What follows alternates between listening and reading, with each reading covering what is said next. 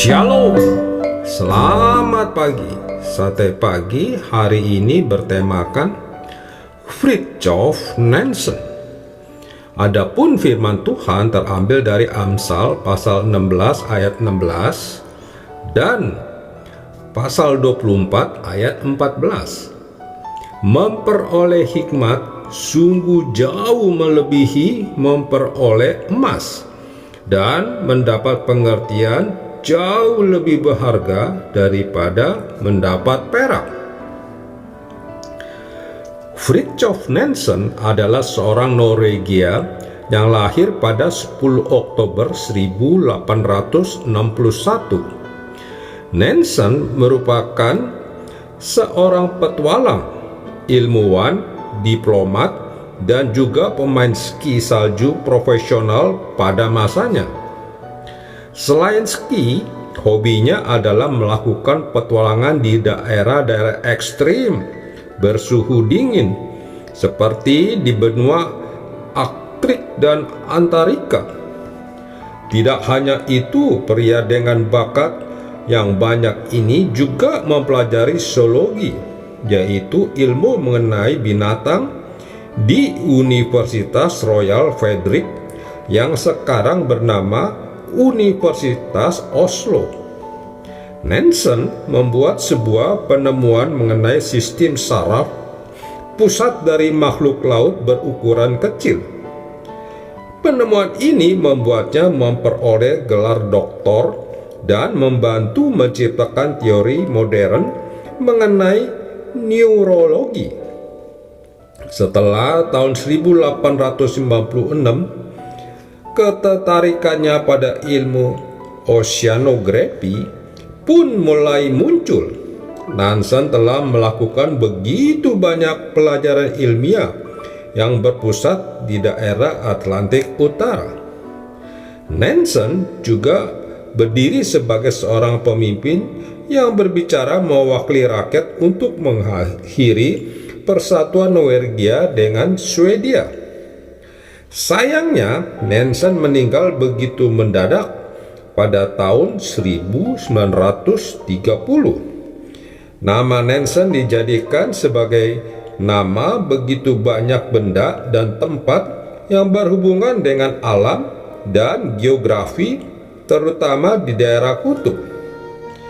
Bayangkan, jika hidup kita bisa diisi dengan begitu banyak prestasi, bukan hanya prestasi yang menguntungkan diri sendiri, melainkan seperti yang dilakukan oleh Nansen, yaitu prestasi yang dapat menjadi berkat bagi banyak orang, menolong begitu banyak orang, dan berguna bagi semua orang. Semua prestasi yang diukir oleh Nansen tidak muncul tiba-tiba, tetapi muncul dari keterampilan serta akal dan pikirannya yang penuh hikmat. Di Alkitab kita juga bisa melihat seseorang yang penuh dengan hikmat, sehingga menjadi sangat terkenal dan memberkati banyak orang, baik secara langsung pada waktu itu maupun melalui tulisan-tulisannya. Dia adalah Salomo, ratu dari negeri Sheba, yang oleh banyak ahli Alkitab ditafsirkan berada di barat daya Arab, tetapi yang cukup jauh dari Yerusalem pun merasakan berkat secara langsung dari hikmat yang dimiliki Salomo. Bukan hanya ratu negeri Sheba, tetapi datang juga dari orang segala bangsa untuk mendengarkan hikmat Salomo. Alkitab mencatat bahwa hikmat yang dimiliki Salomo itu adalah dari Tuhan, karena dia memang meminta darinya. Hikmat memang diperlukan dalam setiap aspek kehidupan, sehingga kita bisa berkarya dan memberkati banyak orang.